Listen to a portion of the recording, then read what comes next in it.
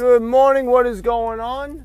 Dave at SVA Baseball Card Collectors, and it is a lovely freezing day in New York. Why do I say lovely? Because late last night, instead of going to sleep, I made a couple of videos, X-rated videos I made some videos. One was on cleaning baseball cards. Did it go as well as I thought? Did it drag really too long? Yes. A half hour for 2 cards? Is that really boring to watch? Yes.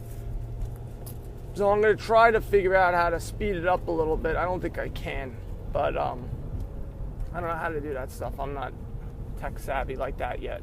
I have to Google it and then experiment, and it'll take a real long time, which I don't have time to do. But long story short, I was able to clean. There was 2 cards. There was one that had a big scratch on it, and no matter what I did, it didn't fill it in. It didn't change it in any way because it's just wax. You know, I didn't know what to expect. So that's why I tried it out on that first, and then on a Gary Sanchez first Bauman Chrome card, not an auto, just his base card.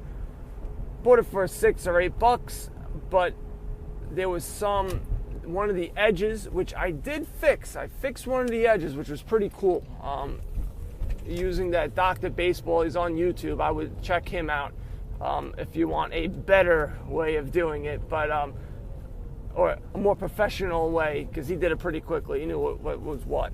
But I did it too, and it worked out. The printing lines faded a bit, and it did look much nicer.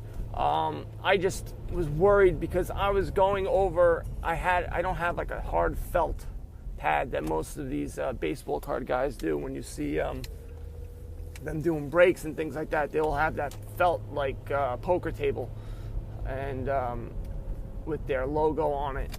So I was using a rag, a microfiber. I was using a clean, but it was just like catching on things, so it wasn't the best thing in the world.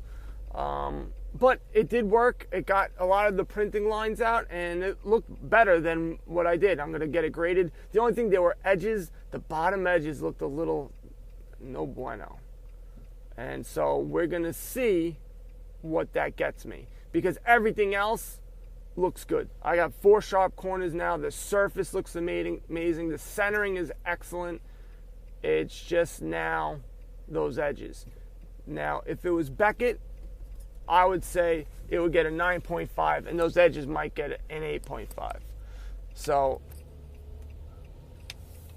maybe, I don't know, if you get 3 9.5s and an 8.5, I think it drops it down to a 9.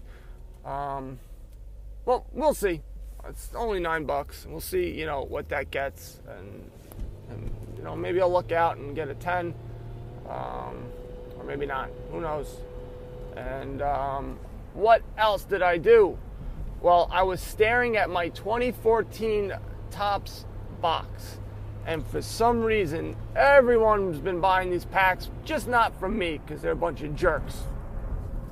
I've been selling a bunch of baseball cards lately, more of the high-ticket items. I haven't really been listing, the lower ones.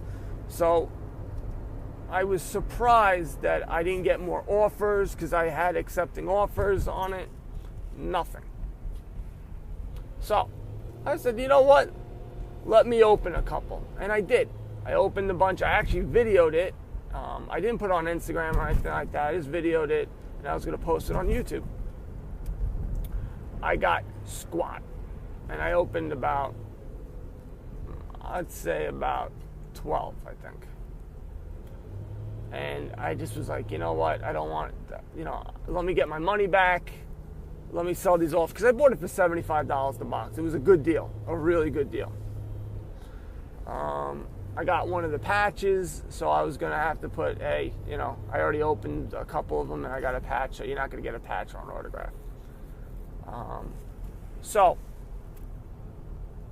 I knew it was going to go for even less, because people probably want that autograph. I know everyone's really chasing the Mookie Betts.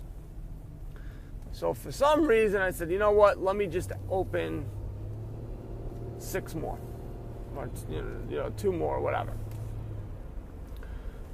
And the first pack I open up, boom, Mookie Betts. Nailed it. Now, I wasn't filming at the time. I said, I'm not getting good juju from opening packs in front of this camera. It's like I'm playing off to a crowd, which is not there yet, but I didn't want to do it. And it's like when you're watching a baseball game, watching a football game, and they're playing bad, and you move to another chair, you move to another side. Look, it's science, it works. We all know it works, so we don't really need any analysis. It just works when you go to that other chair. Or if you stand while watching instead of sitting. So we know this thing's science. Science doesn't lie, and so this works. So I get that. I am pumped. I said, I'm happy. That's really what I wanted. That's what anyone wants. I'm happy. I open the next couple of ones. Boom. I get Mookie Betts, the... why can't I think of what the hell it's called? Trying to think of what the hell... rookie debut. That's what it's called. The rookie debut one. It's horizontal. It's the not as nice rookie card to get, which I got that one. Boom, I'm happy. Then I get the red prism of that same card. And now I'm pumped. Now I can't believe I got that card, because that's a money card right there. Now we're making some bank, bro. So I got all the Mookie Betts. And now I'm starting to get some, it's a red foil. So I think they're selling for like 150, 160 just for that one. The Mookie Betts is selling for, it's been going down a little bit, but it was selling for right around 100. That debut card goes for like $20. I then keep, in that same pack, I got 2 Mookie Betts and I got a George Springer rookie card. His was going for like $20, $30. Now it's dropped down a bit. And the only one I wanted to get that was left was the Jacob deGrom. Boom, I get that one as well. So I also got these 2 other Mookie Betts inserts that are not worth that much money. But all in all, I got 5 Mookie Betts cards, 1 Jacob deGrom, and a George Springer card out of that one box, which was golden. So now I'm going to spend $10 on each card to get them graded. And now I'm going to be able to make a couple of $100 off of it. I don't know if I'm going to sell the Mookie Betts. I think I may hold on to it and sell the other ones, the red foil and the rookie debut. But I think it was a great box, but I never hit so many base cards that were good, that what I was looking for. So I was pumped about that at 1:30 at night.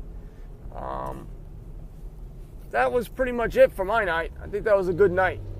So I didn't do too much with the vintage cards. I need to start looking at, I'm going to go to second baseman now for the prospects. I'm not going to do part 2 of third baseman. I want to be able to get to all the different positions. I don't know. I might just do outfield, and that will be a long one. I'm not going to do right field, center field, left field. That's just stupid. But I have to do that. So I got a couple of things coming up. I will post my my card cleaning, waxing on and waxing off, seeing how that works. I think I called it karate kidding. I think that's what that'll be my new slang. You got to karate kid that card. I'm going to make it big. We're going to put it on t-shirts. We're going to make bank, bro. Guys, if you're on the Facebook group, post your finds, ask questions. SVA baseball card collectors. Same thing on Instagram, SVA BB collectors, and also Twitter and on YouTube as well. That's all I got for today. I will see you guys tomorrow, and keep buying cards and going broke. Later. The podcast you just heard was made using Anchor. Ever thought about making your own podcast? Anchor makes it really easy for anyone to get started. It's a one-stop shop for recording, hosting, and distributing podcasts. Best of all, it's 100% free. Sign up now at anchor.fm/new. That's anchor.fm/new to get started.